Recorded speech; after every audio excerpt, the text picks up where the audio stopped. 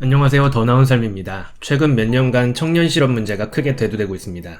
아프니까 청춘이야 라는 되도 않는 말과 함께 사람들은 자신들의 과거 취업 고민을 떠올리며 누구나 젊은 시절의 취업은 어려운 것이라고 위로합니다. 그리고 지금은 청년 실업 문제가 있긴 해도 앞으로 청년 인구 비중이 줄어들면 청년 고용이 개선될 것이라는 낙관적인 기대를 하는 경우도 많습니다. 이번 영상에서는 최근 발표한 한국은행의 논문을 소개하면서 현재 한국의 청년 실업을 일본과 비교 분석해보고 회귀 분석 방법을 통해 청년 실업의 원인을 도출해보고 높은 청년 실업률이 왜 굉장히 심각한 문제인지를 살펴보도록 하겠습니다. 먼저 현황부터 보겠습니다. 청년 실업률의 추이를 볼까요? 우리나라는 군대도 가고 대학 진학률이 높아 25세부터 29세, 즉 20대 후반의 청년 실업률을 살펴보는 것이 좋습니다. 20대 후반 청년 실업률은 IMF 위기가 끝난 2000년대부터 정말 꾸준하게 상승하고 있는데요. 현재 우리나라의 전체 실업률은 3-4%대이지만 청년 실업률은 10%에 달합니다. 정말 충격적인 수준인데요. 그리고 우리나라는 OECD 평균에 비해 청년 인구 비중이 적은 편입니다.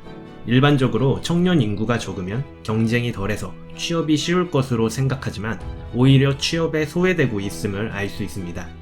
또한 과거부터 현재까지 시계열로 분석해봐도 한국의 청년 인구는 1983년을 기점으로 해가 거듭할수록 점점 감소하고 있는 상황인데 오히려 전체 실업자 중 청년이 차지하는 비중은 매년 크게 증가하는 것도 볼 수 있습니다.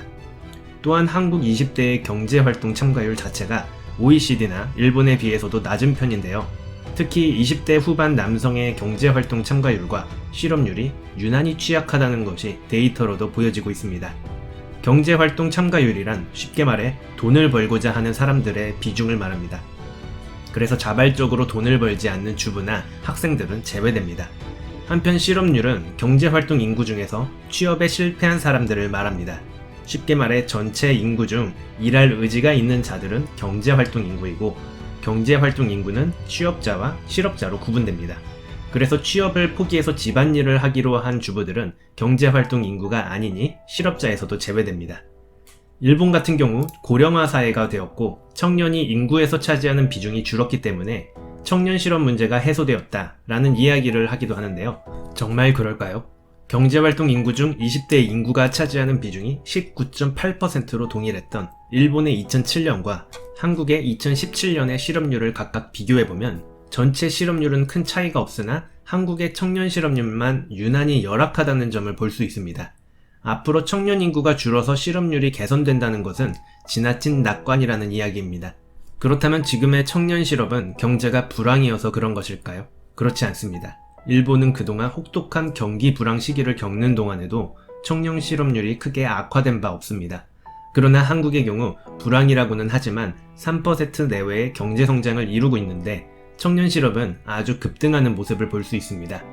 그렇다면 일반적으로 청년 실업을 결정짓는 요인이 무엇일까요? 청년 실업의 원인과 결과는 다양한 방식으로 비교 분석할 수 있지만 이번 논문에서는 계량 경제학 분석 방식인 회귀 분석을 통해 분석합니다. 회귀 분석이란 독립 변수의 종속 변수에 대한 영향을 추정하기 위한 통계 기법을 말합니다. 키는 유전이다라는 명제를 증명하기 위해 부모와 자식의 키에 대한 데이터를 수집하여 실제 상관관계, 즉 연관성이 있는지를 찾아내는 방식입니다. OECD 30개국의 자료를 대입해서 회귀 분석을 한 결과 청년 실업에 영향을 미치는 유의한 요소들을 찾아냅니다. 첫 번째 요소는 전체 실업률입니다. 전체 실업률 1%가 오를수록 20대 초반, 후반의 실업률은 각각 1.84%, 1.23% 증가했습니다. 전반적인 경제 상황이 안 좋아 실업률이 높아지는 상황에서는 청년들의 취업이 다른 연령대의 취업보다 훨씬 어려워진다는 이야기입니다. 두 번째 요소는 청년 인구 비중입니다. 청년 인구 비중이 1%가 오를수록 실업률은 오히려 감소했습니다. 청년 수가 감소하면 구직 경쟁이 완화되어 실업률이 낮아질 것이라는 분석과 청년 수가 감소하면 경제가 활력을 잃고 내수가 침체되므로 일자리가 감소하는 분석이 상충되는데요. 실제 회귀 분석 결과에 따르면 청년 인구 비중이 높을수록 실업률이 줄어드는 결과를 가져왔습니다. 그렇다면 앞으로 우리나라 인구 구조상 청년의 비중은 더욱 줄어들 것인데 청년 실업률은 더욱 늘어날 수 있습니다. 세 번째 요소는 임금 근로자의 비중입니다. 사회 전체에서 월급쟁이의 비중이 많아질수록 청년 실업률은 감소합니다. 네 번째 요소는 경제 성장률입니다. GDP 성장률이 증가할수록 청년 실업률이 감소합니다. 세 번째 요소와 네 번째 요소는 당연한 결과입니다. 다섯 번째 요소는 고령화율입니다. 사회가 고령화될수록 청년 실업이 늘어납니다. 향후 일본 수준으로 인구 고령화 진행 시 청년 실업이 심화될 수 있습니다. 정리해보면 경제가 안 좋아지면 청년 실업이 늘어나는데 다른 연령대의 실업보다 더 크게 증가한다는 것을 볼 수 있습니다. 또한 고령화 사회가 될수록 청년층은 더 큰 타격을 받습니다. 그럼 회귀분석 이외에도 한국과 일본의 청년 실업 문제를 결정짓는 유의한 차이가 무엇일까요? 바로 양질의 일자리 부족 문제와 전반적으로 낮은 근로자 임금 수준입니다. 일단 우리나라는 대기업 일자리가 한정적입니다. 일본은 관공서를 제외하더라도 24.3%의 민간 대기업에서 일자리를 창출합니다. 그러나 한국은 관공서를 포함해서 14.3%입니다. 대기업 일자리가 소수이다 보니 대기업과 중소기업 간의 임금 격차도 상당합니다. 결국 중소기업을 갈 바에 실업자가 되겠다며 취업 재수, 취업 삼수를 하곤 합니다. 또한 전반적으로 근로자 임금 수준도 낮습니다. 매출액 대비 인건비 비중이라던가 부가가치 대비 인건비 비중이 낮지요. 그 결과 한국 청년층은 중소기업을 회피하게 되고 자발적으로 실업에 노출되는 경향이 더 클 수밖에 없다는 분석입니다. 그렇다면 청년 실업을 왜 심각하게 받아들여야 할까요? 바로 이력 현상 때문입니다.